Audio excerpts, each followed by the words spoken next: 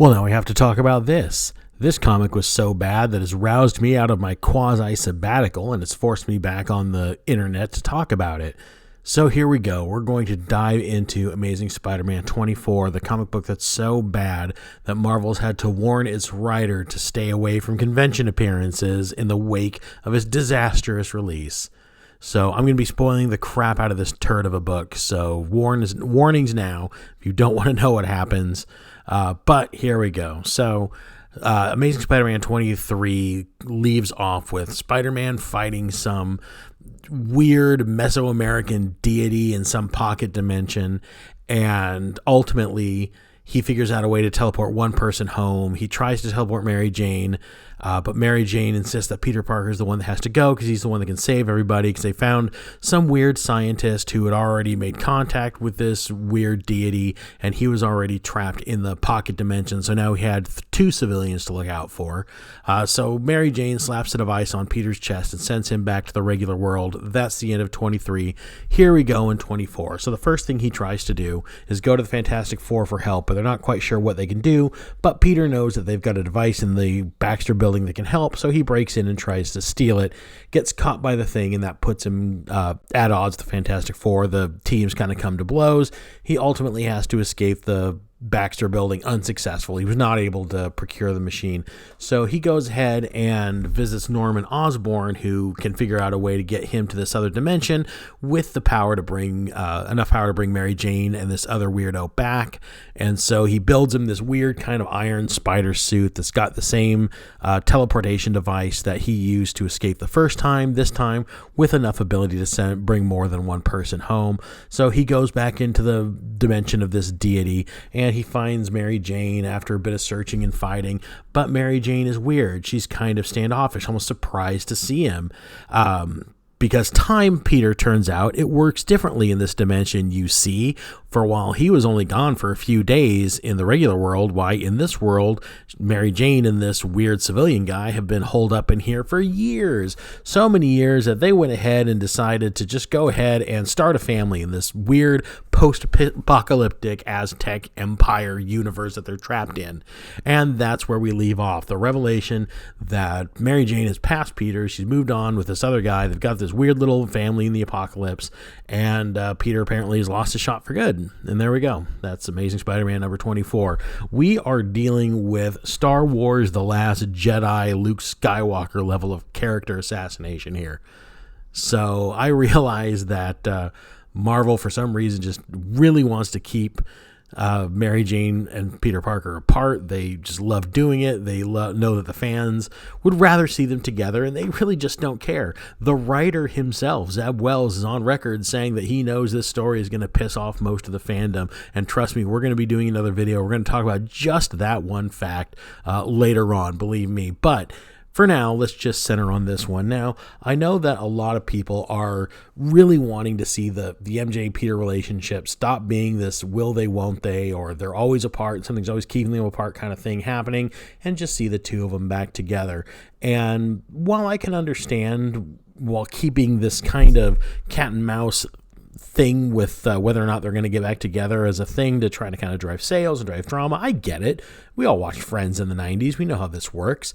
But good Lord, doing this to poor MJ and Peter, this was a new low. I admit, after I read this comic, I just felt physically bad. I did not like the experience. It took me a few times sitting down and reading it, because I started getting the idea of what was going to be going on last issue when they introduced the new character who we already knew was Mary Jane's current love interest in the new books. I was kind of hoping that those two kids hanging around were going to end up being stepchildren, that just one of them happened to look like Mary Jane. But no, they're kids. The two have been together for at least 5 or 6 years, but judging by the age of the two kids and how long it would take her to have them, she moved on from Peter fairly quickly. No, I get it. She was in another dimension. Years had gone by. She had given up hope. But I mean, I don't know. You know, you kind of think the Mary Jane that you would have known would have still just hung and waited for Peter, even if it took, 5+ years. But no, and again, judging by the age of the kids and her, I mean, it didn't look like she waited very long at all for Peter to come rescue her. Not to mention, let's go into the fact that now the age difference between Peter and Mary Jane, she's quite a few years older than him now, so they might be in two different stages of life. Who knows? This whole thing is open a can of worms. I don't think any fan of the series wants to really think about or go into. Nor should we have to really enjoy these books. I really do think that this one chapter has put just a nasty taint on the whole Peter Parker Mary Jane dynamic and relationship. Now, I am on record of being the part of the unpopular crowd of actually team Black Cat when it comes to who I think Spider-Man should be with. I just think Felicia Hardy's a better character. I like her better. Yeah, there's just more than they can do with her, in my opinion.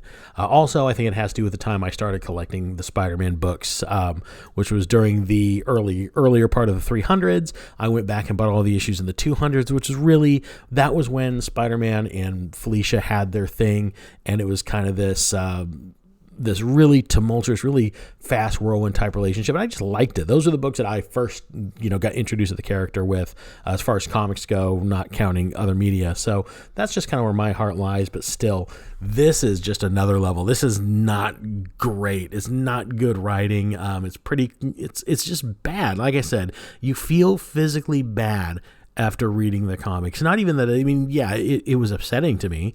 And yeah, I understand why people are very upset about it, even more than me, if you really find yourself on Team MJ. But yeah, even still, I mean, it's just gross. It makes, even though she didn't really, it's like she cheated on him, and that's just, it gives the whole thing a very Maury Povich, Jerry Springer, gross kind of feeling, and really how going forward. So let's just say that Marvel decides to put the two of them together down the road or whatever.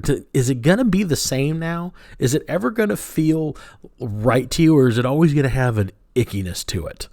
Because, I mean, I don't know another way to say it other than an ickiness. It's like they poisoned it. They completely poisoned the relationship, which was not anything I ever wanted to see happen. That's how I feel about it now, because she's a bit older than him now. She's gone and had a family with somebody else now. She's had this whole other life without Peter now. I don't ever see a way where I can enjoy them like a time that Marvel ever puts them together as a couple. And maybe that was their point. Maybe they wanted me to feel this way. Maybe this was the point of what the editors wanted. Is they wanted to make the idea of the two of them being together so far out of conceptual reach that we're just left with, oh, well, at least they're still Black Cat. And, oh, man, this was bad. This was hard. It felt like just a straight character assassination from my point of view. I expected better from you, Mary Jane Watson. I really did. I expected better from Marvel. This was a garbage book. This is a garbage storyline. There's just no other way to put it. This is bad. This is just straight bad, folks. And don't feel bad about spoiling it for anyone who hasn't bought it. If I can stop somebody from buying this and having the awful reading experience that I had to endure reading it, which really has been the tale of the last couple issues of this book. This Amazing Spider-Man run started out interesting with a question of what did Peter do? Who is this new guy and these two kids? I wanted to know, but deep down, I think there was part of me that knew I wouldn't like the answers to a lot of these questions. And we're still waiting for next issue to find out exactly what Peter did, quote unquote, that's made the entire universe angry at him. And they say that's going to be the most shocking, even more than this. That's going to be the thing that shocks the fandom.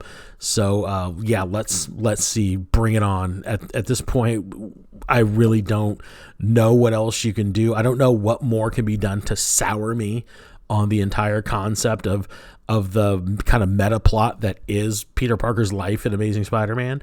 But yeah, bring it on. Let's see what you got. We'll talk about it in a couple of weeks. But yeah, this one, man, this was a hard rough. This was a difficult pill to swallow. This was a very difficult book to get through, and I do not recommend. Do not recommend. What about the rest of you? Did you read this horrible book, or just what do you think of this revelation in general? Do you back it? Can you ever, with this happening, is there anything that you can do to undo this, in your opinions, to put MJ and Peter back together. Let's talk about that in the comments below while you're down there. Do all the usual stuff. Hit like, subscribe to the channel below. I'd really love to have you here as a subscriber. I'll try to get back more on doing these videos a bit more frequently. I think I've about come to the end of my little sabbatical. For those of you who don't know, I'm a author, comic creator. I was putting the final touches on my graphic novel. Just finished it. It was going to take a little bit of time in between starting my next project and kind of recharge the batteries a little bit, but this was too big. We had to talk. I had to get out and talk to you folks about this. I was talking in the comments below, and again, comments below. While you're down there, one more thing. Who else out there is with me in Team Black Cat? I just want to know how many of us there are. We're probably, that's going to be the only thing that's going to hold us together now. So we'll talk on the next video. Thanks again for listening to my rant. I'll talk to you on the next one. See you then. Bye.